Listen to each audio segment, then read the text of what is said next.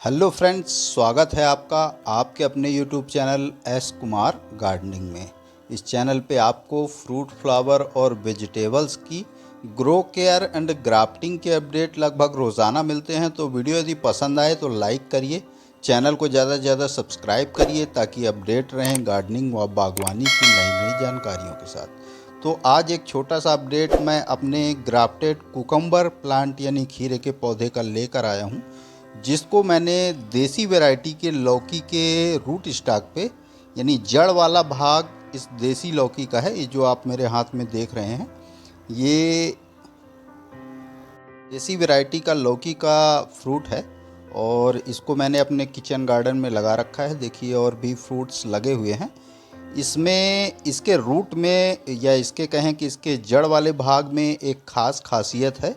इसके जड़ में किसी भी भूमिगत बीमारी का कोई भी प्रभाव नहीं पड़ता था और खीरे के पौधे कई सालों से मैं किचन गार्डन में अपने लगा रहा था, लेकिन कुछ समय बाद पौधे हमारे किसी न किसी बीमारी के प्रभाव से, जो कि मिट्टी से होती थी, तो पौधे कुछ समय तक सरवाइव करके और थोड़ी बहुत फ्रूटिंग करके ख़त्म हो जाते थे।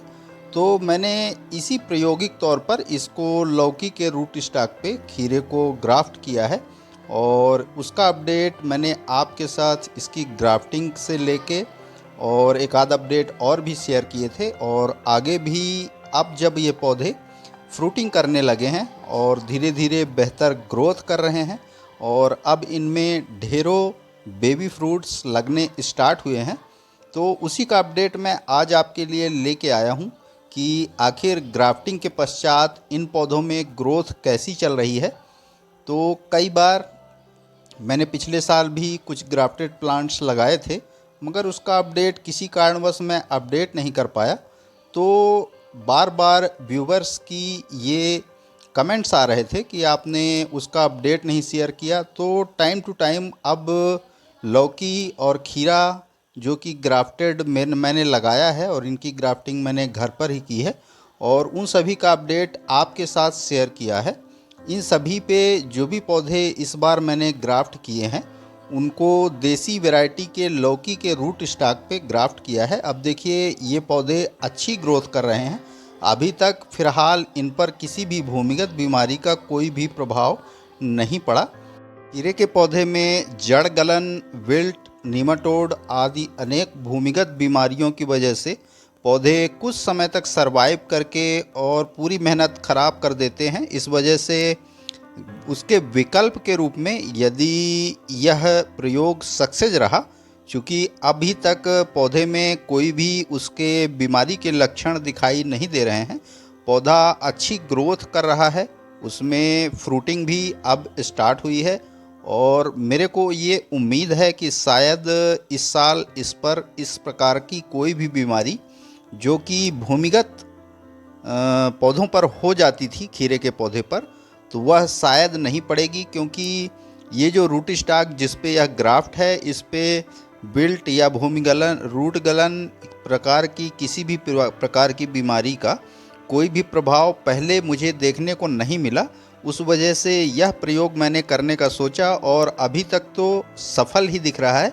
आगे भी इसका अपडेट मैं आपके साथ शेयर करता रहूँगा और यदि इसमें बेहतर ग्रोथ और बेहतर परिणाम मुझे मिलते हैं तो आपको भी मैं सजेस्ट करूंगा कि आप भी यदि इस तरह की बीमारियों से खीरे के पौधे में देखने को आपके यहाँ मिलती हैं, क्योंकि ज़रूरी नहीं कि विल्ट या जड़ गलन की समस्या हर जगह हो, मगर कहीं कहीं की मिट्टी में विल्ट और नीमाटोड जैसी बीमारियों का खतरा के वजह से पूरी की पूरी फसल ही खराब हो जाती है। तो यदि यह प्रयोग सफल रहा तो आप भी इस प्रकार से ग्राफ्टेड खीरे को लगा के और अच्छा उत्पादन ले पाएंगे।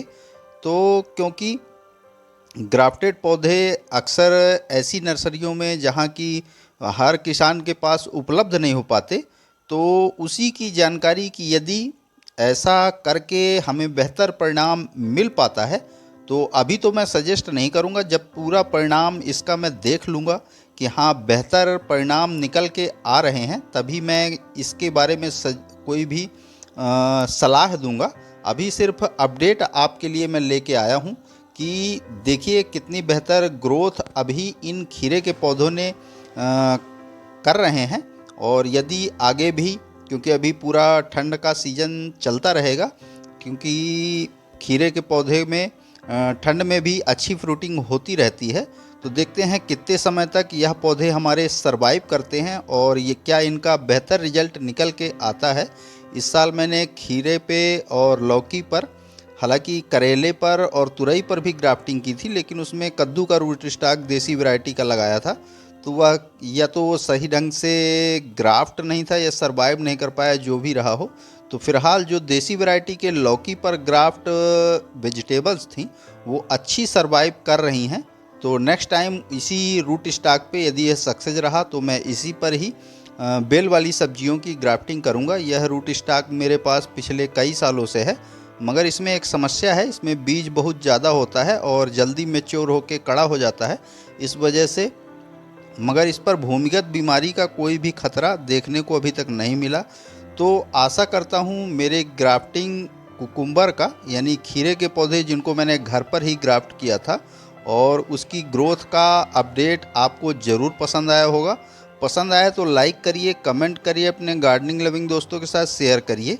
चैनल पे यदि पहली बार आए हैं तो प्लीज़ चैनल को सब्सक्राइब जरूर करिए। बेल यानी घंटी के बटन को ऑल पे प्रेस करिए ताकि बागवानी व गार्डनिंग से रिलेटेड ऐसी ही रोचक व जानकारीप्रद वीडियो का नोटिफिकेशन आपको समय समय पर मिलता रहे। तो अभी के लिए फ़िलहाल इतना ही। वीडियो में अभी तक बने रहने के लिए बहुत बहुत धन्यवाद। Thank you.